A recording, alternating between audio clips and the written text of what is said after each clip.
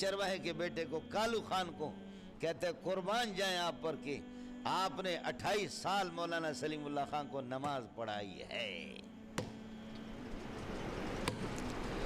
سمجھ شریف میں ہے کہ نہیں؟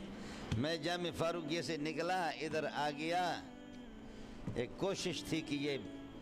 جامع صدیقیہ ڈان ہوں، یہ آدمی آٹومیٹک طور پر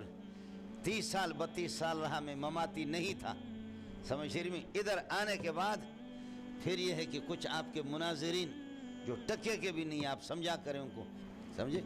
انہوں نے مشہور کر دیا کہ مولانا سلیم اللہ خان نے اس کو نکالا، یہ مماتی تھا، تم پہ لعنت بھیج سکتا ہوں کہ بے غیرت دنیا کا،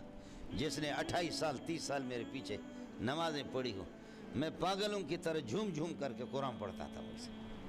سمجھ شریف میں ہے کہ نہیں، جھوم جھوم کر کے۔ اور اس نے بھی حضرت جی کے الفاظ تھے، مہمانوں کو کہتا تھا کہ ہمارے جامع فاروقیہ میں 2 سال سے زیادہ کوئی امام ٹکتا نہیں ہے، اور ہم کسی کو چھوڑتے بھی نہیں ہیں، امام پکڑے جاتے ہیں، اور یہ ہے کہ اللہ آپ کا بھلا کریے کہ ہم امام کو بہرحال نکال دیتے ہیں، پابندی نہیں کرتا، کچھ بھی نہیں کرتا، کوئی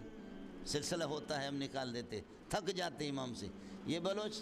بلوچ ایسا آ گیا کہ پتہ نہیں کبھی کس طرح مد کرتا، کبھی کس طرح مد کرتا، ہم آج تک تھکے نہیں اس سے۔ جی ہاں، پاگلوں کی طرح آدھا پارا فجر کی نماز میں پڑھتا تھا، بولی صاحب آدھا پارا پڑھتا تھا۔ کھڑے ہونے والا بھی شیخ الحدیث رئیس المحدثین مولانا سلیم اللہ خان تھے۔ پنجپیری ہے، پنجپیری مولانا پنجپیری ایک بہت بڑے عالم تھے،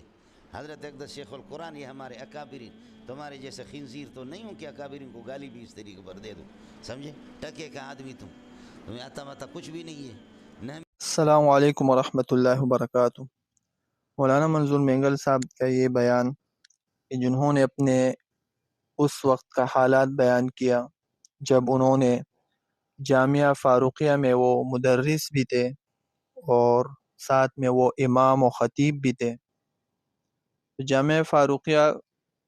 جن وجوہات جس وجہ سے انہوں نے فاروقیہ چھوڑا،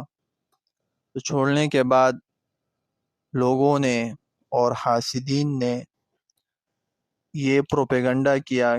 کہ مولانا منظور مینگل صاحب مماتی بن چکے ہیں، جس کی وجہ سے ان کے استاذ نے اپنے شاگرد یعنی شیخ الحدیث مولانا سلیم اللہ خان رحمۃ اللہ علیہ نے مولانا منظور مینگل صاحب کو اس وجہ سے نکالا۔ لیکن انہوں نے اس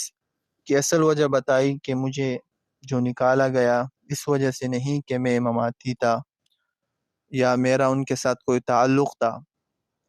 اور یقیناً یہ ایک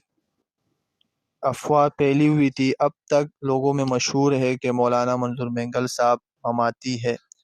لیکن انہوں نے اپنے اس بیان میں واضح کر دیا کہ نہ میں مماتی ہوں اور نہ ہی میرا مماتی کے ساتھ کوئی تعلق واسطہ ہے۔ البتہ یہ افواہیں کیوں پھیلی، اس کی وجہ یہ ہے کہ مولانا کو مماتی حضرات جن کی کثرت KPK اور پنجاب میں ہے، تو وہ اپنے تقریبات میں ان کو مدعو کرتے تھے اور یہ ان کے تقریبات میں جایا کرتے تھے، جس کی وجہ سے لوگوں نے مشہور کیا، خاص طور علماء میں ہی جو حاسدین تھے انہوں نے مشہور کیا کہ یہ مماتی ہو چکے ہیں، لیکن حقیقت یہ ہے کہ ان کے ساتھ کوئی تعلق واسطہ نہیں ہے۔